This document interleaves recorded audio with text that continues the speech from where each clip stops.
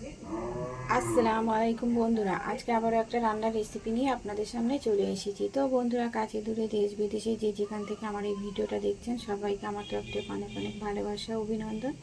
নিষেধ কিচেনের ব্লগ চ্যানেলে তরফে সবাইকে অনেক অনেক ওয়েলকাম। তো বন্ধুরা, আজকে আমি বেগুন দিয়ে আলু দিয়ে রুই মাছের ঝোল রান্না করে আপনাদের সঙ্গে শেয়ার করব। আপনারা ভিডিওটা দেখতে থাকুন।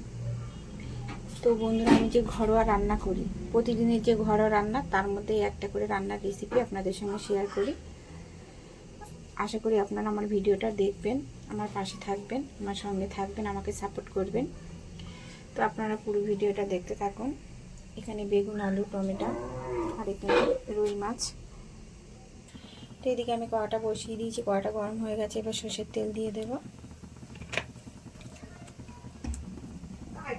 এদিকে তেলটা আমার গরম হয়ে গেছে। তেলের মধ্যে একটু লবণ হলুদ দিয়ে মাছগুলো দিয়ে দিয়েছি। মাছগুলোকে আমি উল্টো পাল্টে ভালো করে লাল লাল করে ভেজে নেব। এবারে মাছগুলোকে একটু উল্টে দেবো।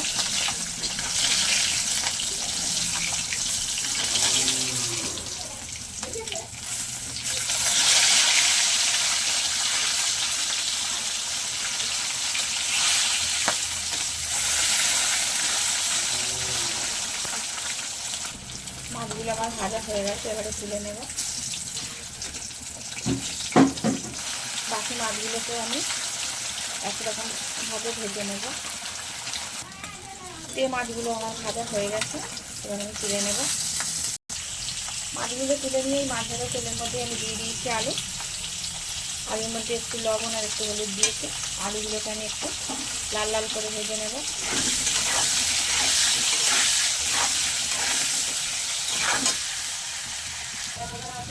আলুগুলো আমার ভাজা হয়ে গেছে, এবারে তুলে নেব।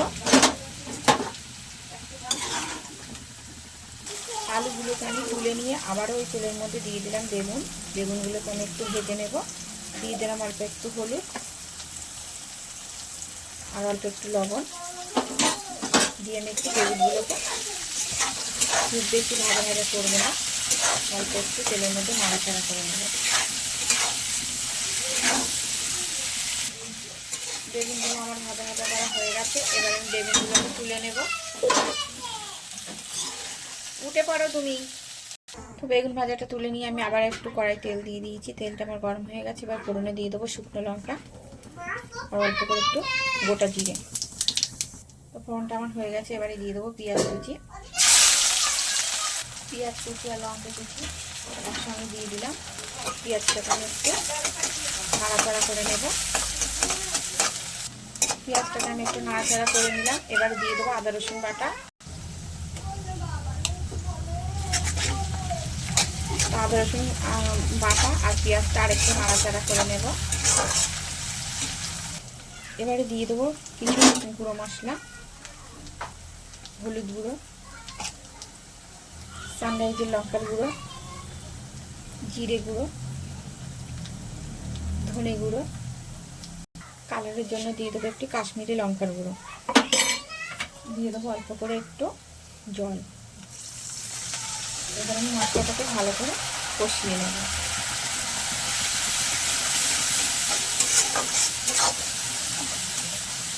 দিয়ে দেবো স্বাদ মতো লবণ। যেহেতু লবণ আলুর মধ্যে বেগুনের মধ্যে আমার দেওয়া আছে, অল্প একটু লবণ দিয়ে দিই।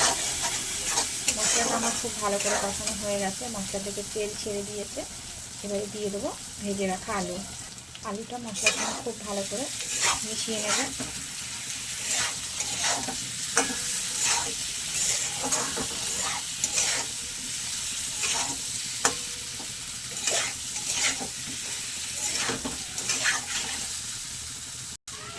আলুটা আমার খুব ভালো করে মশলার সঙ্গে মেশানো হয়ে গেছে, এবারে দিয়ে দেবো টমেটো।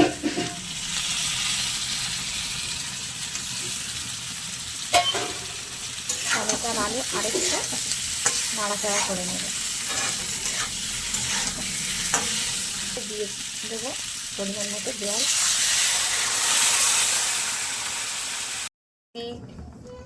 দিয়ে দিয়েছি পরিমাণ মতো জল। আলুটা আমার খুব ভালো করে সিদ্ধ হয়ে গেছে, এবারে দিয়ে দেবো ভেজে রাখা বেগুন।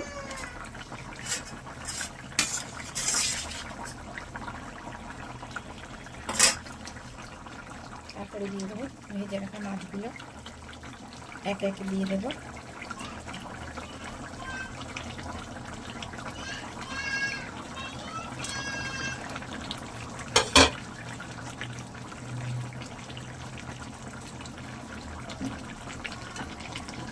ওপর থেকে কিছু ধনেপাতা কুচি ছড়িয়ে দেব। তো বন্ধুরা, বেগুন আলু দিয়ে রুই মাছের ঝোলের রেসিপি একদম আমার রেডি। আমার রেসিপিটা যদি আপনাদের ভালো লেগে থাকে তাহলে অবশ্যই লাইক, কমেন্ট, শেয়ার, সাবস্ক্রাইব করে আমার পাশে থাকবেন। আমার ভিডিওটা দেখার জন্য আপনাদের কাছে অনুরোধ রইল। আর দেখার জন্য কোনো রেসিপির সঙ্গে ততক্ষণ আপনারা ভালো থাকবেন, সুস্থ থাকবেন আর সাবধানে থাকবেন। আজকের মতো আল্লাহ হাফেজ।